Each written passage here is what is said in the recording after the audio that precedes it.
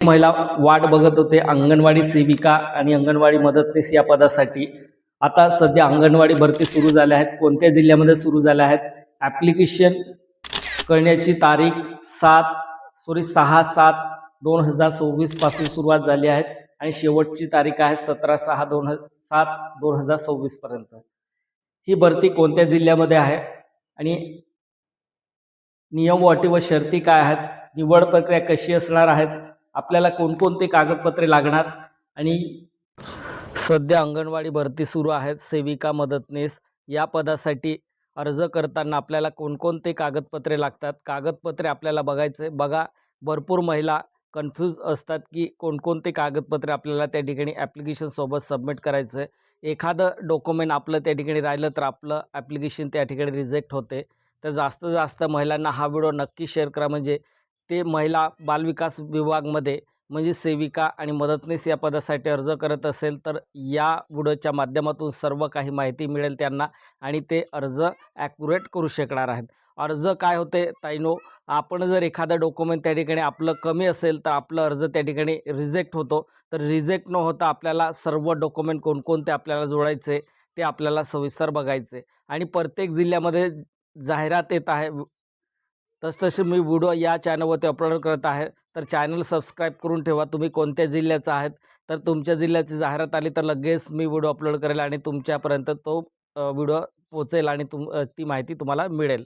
चला तर आपण कोणकोणते कागदपत्रे आपल्याला लागतात. अंगणवाडी सेविका मदतनीस रिक्रुटमेंट 2026 डॉक्युमेंट लिस्ट आहे. चेकलिस्ट आपल्याला हे बघायचं आहे डॉक्युमेंट. तर सर्वात आधी आपल्याला जेव्हा आपण ॲप्लिकेशन अप्लाय करतो तर ॲप्लिकेशन फॉर्म आपल्याला लागतं त्या जिल्ह्यासाठी किंवा त्या प्रकल्पामध्ये किंवा ग्रामीण किंवा शहरी भागासाठी जाहिरात येते. तर त्यानुसार ते फॉर्मॅट असतो ॲप्लिकेशनचा, तो ॲप्लिकेशन घ्यायचं आहे. दुसरं तुम्हाला पासपोर्ट साईज फोटो म्हणजे तुमचं स्वतःचा पासपोर्ट साईज फोटो तुम्हाला 2 जोडायचे. तिसरा डॉक्युमेंट हा आधार कार्ड. आधार कार्ड या ठिकाणी बघा, काही महिला अजून त्यांचं एज्युकेशन चालूच आहे आणि त्यांना जर अर्ज करायचं असेल आणि त्यांचं लग्न झालं असेल तर इथे कन्फ्यूज असतात की सर आमच्याकडे आमचं माहेरचं आधार कार्ड आहे तर आम्ही काय करावं. तर त्याचं सोल्युशन काय आहेत, आपल्याला एक गॅझेट जोडायचं आहे. आपण जर गॅझेट जोडलं तर त्या ठिकाणी सर्व डॉक्युमेंट आपले माहेरचे असतात, आपल्या वडिलांचं नावाने असतात. ते डॉक्युमेंट त्या गॅझेट आपण जोडल्यानंतर ते सर्व त्या ठिकाणी पात्र केले जाते. जर गॅझेट जोडलं नसेल तर तुमचं ॲप्लिकेशन रद्द होईल. चौथा डॉक्युमेंट आहे पॅन कार्ड. पॅन कार्ड नसेल तरी चालेल, असेल तर पॅन कार्ड जोडून द्यायचं आहे. 5वा डॉक्युमेंट आहे 10वी मार्कशीट किंवा बोर्ड सर्टिफिकेट. तुम्हाला यापैकी एक तरी जोडावं लागणार आहे. तर आपल्याला मी तुम्हाला सजेशन देतो की तुम्ही बोर्ड सर्टिफिकेट जोडा. याच्यात काय होते, आपलं त्या ठिकाणी बर्थ सर्टिफिकेट नाही जोडले तरी आपली त्या ठिकाणी जन्मतारीख व्हेरिफाय केली जाते. 6वं डॉक्युमेंट आहे 12वी मार्कशीट किंवा बोर्ड सर्टिफिकेट. याच्यात सुद्धा आपल्याला मार्कशीट असेल तर मार्कशीट जोडायचं आहे, बोर्ड सर्टिफिकेट असेल तर बोर्ड सर्टिफिकेट. दोघं अवेलेबल असेल तर दोघं जोडू नका, एकच आपल्याला त्या ठिकाणी जोडायचं आहे अर्जासोबत. 7वं डॉक्युमेंट आहे ग्रॅज्युएशन सर्टिफिकेट. ग्रॅज्युएशन सर्टिफिकेट कोणतं असतं, आपलं ग्रॅज्युएशन झालं असेल, मार्कशीट जोडण्यापेक्षा आपल्याला डिग्री सर्टिफिकेट असेल आपलं. आपलंच डिग्री सर्टिफिकेट आपण काढलं नसेल तर डिजिलॉकरवरती जाऊन आपण कसे डाउनलोड करायचं एका मिनिटामध्ये, तो व्हिडिओ ऑलरेडी मी चॅनलवरती अपलोड करून ठेवला आहे. तो डिजिलॉकरवरती आपण डाउनलोड केलेलं सर्टिफिकेटसुद्धा त्या ठिकाणी पात्र केले जाते. 8वं डॉक्युमेंट आहे डोमासाईल सर्टिफिकेट. डोमासाईल सर्टिफिकेट काय असते, आपण महाराष्ट्राचा रहिवासी असं आपल्याला त्या ठिकाणी गृहीत धरले जाते. त्याच्यासाठी आपल्याला डोमासाईल हा कंपल्सरी असतो. 8वं डॉक्युमेंट आहे 9वं डॉक्युमेंट आहे बर्थ सर्टिफिकेट किंवा एज प्रूफ. तुम्हाला एज प्रूफ बर्थ सर्टिफिकेट जोडायचं आहे. बर्थ सर्टिफिकेट तुमच्याकडे नसेल तर आपल्याला लिव्हिंग सर्टिफिकेट म्हणजे टी-सी जोडायचं आपल्याला. टी-सी जोडली तरी आपली त्या ठिकाणी एज प्रूफ होते. 10वा डॉक्युमेंट आहे कास्ट सर्टिफिकेट. आपलं कास्ट सर्टिफिकेट जोडणे हे आपल्याला अनिवार्य नाही, पण आपण कास्ट सर्टिफिकेट नाही जोडले, जर आपण एस-टी कॅटेगरी असेल किंवा अनुसूचित जमाती असेल किंवा विविध भटकी जमातीचं असेल आणि जर आपण कास्ट त्या ठिकाणी ॲप्लिकेशन सोबत जोडलं नसेल तर आपल्याला ते रिझर्वेशन मिळतं. रिझर्वेशननुसार आपल्याला मार्क्स मिळते सिलेक्शन करताना, ते आपल्याला मिळणार नाही. जर कास्ट सर्टिफिकेट असेल तर कास्ट सर्टिफिकेटसुद्धा जोडायचं आहे. 11 नंबरचं डॉक्युमेंट नॉन क्रिमिनल सर्टिफिकेट. आता हे कोणत्या कॅटेगरीला लागतं, एस-सी, एस-टी कॅटेगरीला हे लागत नाही नॉन क्रिमिनल, बाकी अदर कॅटेगरीला हे कंपल्सरी असतं. 12 नंबरचं डॉक्युमेंट आहे ई-डब्ल्यू-एस सर्टिफिकेट. ई-डब्ल्यू-एस सर्टिफिकेट असेल ज्या कॅटेगरीचा, तर त्या कॅटेगरीने जोडायचं आहे ई-डब्ल्यू सर्टिफिकेट, तर त्यांना रिझर्व्हेशन मिळेल. गुणमध्ये आपल्याला त्या ठिकाणी रिझर्व्हेशन मिळतं.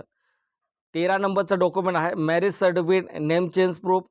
बघा, मी जसं बोललो तुम्हाला मॅरेज तुमचं लग्न झालं असेल, तर तुम्हाला मॅरेज सर्टिफिकेट जोडायचं. मॅरेज सर्टिफिकेट तुमच्याकडे नसेल, तर दुसरं ऑप्शन काय देण्यात आलं आहे, नेम चेंज प्रूफ तुम्हाला जोडायचं आहे. म्हणजे या ठिकाणी आपल्याला नेम चेंज प्रूफसुद्धा नाही आपल्याकडे, तर आपल्याला एकच काम करायचं, एक गॅझेट जोडायचं. गॅझेट जोडल्यानंतर आपल्याला हे सर्व त्या ठिकाणी आपले डॉक्युमेंट पात्र होतात. 14 नंबरचा डॉक्युमेंट आहे रेसिडेंट प्रूफ. रेसिडेंट प्रूफ म्हणजे रहिवासी, पोलीस पाटील रहिवासी किंवा सरपंच रहिवासी किंवा तलाठी रहिवासी जे असेल तुमच्याकडे ते रहिवासी प्रूफ तुम्हाला द्यायचं आहे. 15 नंबरचा डॉक्युमेंट आहे कॅरेक्टर सर्टिफिकेट. आता हे बघा, काही जिल्ह्यामध्ये जिल्ह्यावाईज ही भरती, जिल्हानिहाय भरती असते, प्रकल्पनिहाय भरती असते. तर काही ठिकाणी कॅरेक्टर सर्टिफिकेट मागितलं जातं, काही ठिकाणी कॅरेक्टर सर्टिफिकेट मागितलं जात नाही. तर आपण ज्या जिल्ह्यामध्ये अर्ज करत आहोत त्या ठिकाणी एकदा व्हिजिट द्यायचं आहे आपल्याला त्या प्रकल्पामध्ये, आणि हे सर्व डॉक्युमेंट कोणकोणते रिक्वायरमेंट आहे डॉक्युमेंटची ते तुम्ही त्या ठिकाणी व्यवस्थित विचारून घ्यायचं आहे. नाहीतर काय होतं, तुमचा अर्ज रिजेक्ट होऊ शकतो. 16 नंबरचं डॉक्युमेंट आहे एक्सपिरियन्स सर्टिफिकेट. एक्सपिरियन्स सर्टिफिकेट तुमच्याकडे, तुम्ही एका सेविका किंवा मदतनीस म्हणून ऑलरेडी तुम्ही काम केलं असेल. आपलं लग्न झाल्यानंतर आपण जर त्या ठिकाणी रिझाइन दिलं असेल, आपण दुसरे माहेर सासरवाडीला गेल्यानंतर त्या ठिकाणी आपण अर्ज करत असाल आणि जर आपण ऑलरेडी काम केलं असेल सेविका आणि मदतनीस म्हणून, तर आपल्याला 2 वर्ष त्या ठिकाणी ग्राह्य दिलं जातं. त्याचे गुणसुद्धा मिळतं. तर अनुभव सर्टिफिकेटसुद्धा तुम्हाला जोडायचं. नसेल तर काही हरकत नाही. 17 नंबरचं डॉक्युमेंट आहे डिसेबिलिटी सर्टिफिकेट. म्हणजे हँडिकॅप असेल, अपंगत्व असेल तुम्ही, तर ते पी-डब्ल्यू-डी हा सर्टिफिकेट तुम्हाला जोडायचा आहे. हे जोडल्यानंतर तुम्हाला रिझर्व्हेशन गुण गुण त्या ठिकाणी वाढेल तुमचं सिलेक्शन लिस्टमध्ये. 18 नंबरचा डॉक्युमेंट आहे व्हॅलिड मोबाईल नंबर आणि ईमेल आयडी. जो तुमचा मोबाईल नंबर चालू आहे आणि ईमेल आयडी चालू आहे, ती ईमेल आयडीसुद्धा त्या ॲप्लिकेशनमध्ये द्यायचं आहे तुम्हाला. 19 नंबरचा डॉक्युमेंट आहे बँक पासबुक. म्हणजे एक झेरॉक्स तुम्हाला कोणत्याही बँकेचं असेल, स्टेट बँक, बडोदा बँक किंवा रिझर्व्ह बँक, कोणतंही बँक ऑफ इंडिया, महाराष्ट्र बँकेचं असेल, कोणतंही असेल, तुम्ही त्या ठिकाणी बँक पासबुकसुद्धा जोडावं लागणार आहे. शेवटचं डॉक्युमेंट आहे self attested photocopy of all document. म्हणजे काय, आपण जेवढे डॉक्युमेंट जोडतोय तेवढे डॉक्युमेंटवरती आपल्याला सेल्फ अटेस्टेड करून घ्यायचं. सेल्फ अटेस्टेड केल्यानंतर सेल्फ अटेस्टेड कसं करायचं तुम्हाला माहीत असेल. माहीत नसेल तर बघा, आपल्या डॉक्युमेंटवरती खाली आपल्याला सिग्नेचर करायचं, म्हणजे त्याला सेल्फ अटेस्टेड कॉपी असे म्हणतात. तर सर्व डॉक्युमेंटवरती तुम्हाला काय करायचं आहे, तुमची सिग्नेचर करायची आहे. तर हे सर्व डॉक्युमेंट आपल्याला अंगणवाडी सेविका आणि मदतनीस या पदासाठी अर्ज करताना लागणार आहेत. नेक्स्ट व्हिडिओमध्ये आपण एक जिल्ह्याची नवीन जाहिरात आली आहे, त्या जिल्ह्याचं अर्जसुद्धा मी ऑफलाईन ॲप्लिकेशन तुम्हाला भरून दाखवणार आहेत, आणि जाहिरातमध्ये नियम व अटी काय आहेत, आणि नगरपालिकेची भरती आहे ती. नगरपालिकेमध्ये काय नियम, अटी व शर्ती देण्यात आले. बघा, पूर्ण महाराष्ट्रामध्ये भरती असते, तर एकाच दिवशी नसते. जिल्हानिहाय किंवा प्रकल्पनिहाय ही भरती सुरू असते, आणि आपापल्या क्षेत्रामध्ये महिला बालविकास विभागाला अधिकार आहे. कोणता नियम तयार करायचा, कोणता नियम तयार करायचं नाही, हे त्यांच्यावर डिपेंड असतं. त्याच्यासाठी सर्व जिल्ह्याची जाहिरात मी वेळोवेळी तुम्हाला अपडेट देणार आहेत. तुम्ही चॅनल सबस्क्राईब आणि बेल आयकॉन प्रेस करून ठेवा, आणि जास्तीत जास्त आपल्या ताईंना शेअर करून ठेवा. म्हणजे ते वाट बघत असाल सेविका आणि मदतनीस या पदासाठी अर्ज करण्यासाठी, तर त्यांना नक्कीच ही सर्व माहिती चांगल्या पद्धतीने मिळेल. धन्यवाद.